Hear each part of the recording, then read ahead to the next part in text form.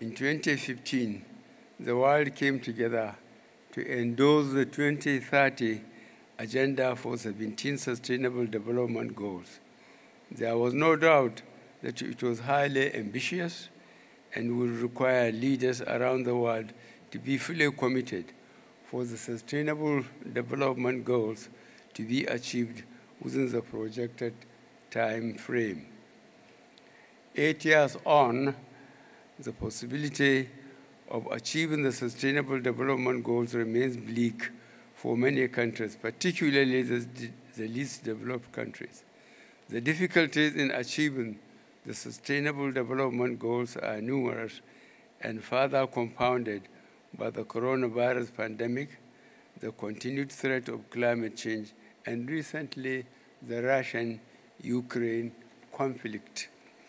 The least developed countries are often faced with developmental vulnerabilities and challenges that are not always of their making. These pose huge obstacles to their development efforts, hence the need for urgent and robust assistance to help unlock their potential and build socio-economic resilience. This assistance can be provided within the framework of the Doha Program of Action, which is designed to help least developed countries exit their current classification. Nigeria is also strongly committed to achieving the Sustainable Development Goals and believes that the Doha Program of Action presents a viable framework for achieving these goals. Accordingly, we urge developed countries, civil society actors, the private sector, business community, and others to partner with the least developed countries in order to provide necessary resources and help develop the capacity to achieve the economic, social, environmental goals of the 2030 Agenda. As a matter of urgency, there are a number of priorities we have to focus on to help achieve sustainable development goals in these countries and ensure their prosperity. First, coronavirus has taught us that we must all work together to ensure that diseases do not thrive in the least developed countries due to their overall negative impact on productivity and economic growth and development. Accordingly, policy and budgetary provisions must be made to ensure equal access to Medicare and vaccines for the poor and the rich alike. We must also work with manufacturers of medical equipment and pharmaceutical companies to provide adequate equipment, test kits, vaccines, and treatment for diseases. There is no doubt that the least developed countries need enormous financial support and investment of enormous resources to reduce poverty, create jobs, combat hunger, expand social protection systems, and ensure quality education. The need inflow of foreign investment has largely been difficult due to the nature of the global financial system, which places an unsustainable external debt burden on the least developed countries.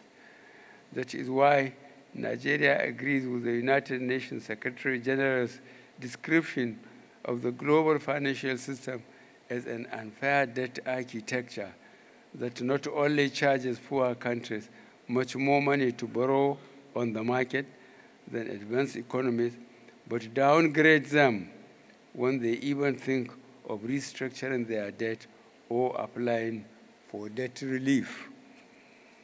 Your Excellencies, the adoption of a global coordination mechanism to systematically monitor illicit financial flows and endanger support for a United Nations International Convention on Tax Matters to eliminate base erosion and profit shifting, tax evasion, capital gains tax, and other tax abuses is essential to achieving the Sustainable Development Goals and promoting security and economic prosperity.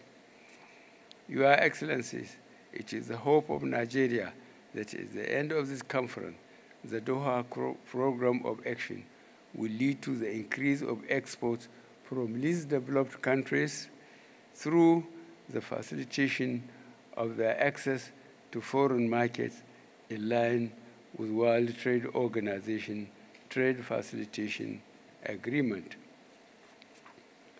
Nigeria canvasses for duty-free and quota-free market access for products originating from the least developed countries to ensure their integration in regional and global value chains. Similarly, it is important to put in place modalities to facilitate transit cooperation, transfer of technologies, and access to global e-commerce platforms, as they are critical for least developed countries' integration into the regional and global value chains and communication technology services. Your Excellencies, least developed countries continue to suffer disproportionately from the effects of climate change, despite contributing the least to its causes. Deaths from climate-related crises are higher in the most vulnerable countries, with projections that there will continue to be an upward trend. Accordingly, we must prioritize cutting global emissions and work with determination to hold warming to 1.5 degrees, thereby securing our children's future. We must also commit to helping build resilience in developing countries, while also providing the needed technical as well as financial support for a just transition to renewable energy. Excellencies,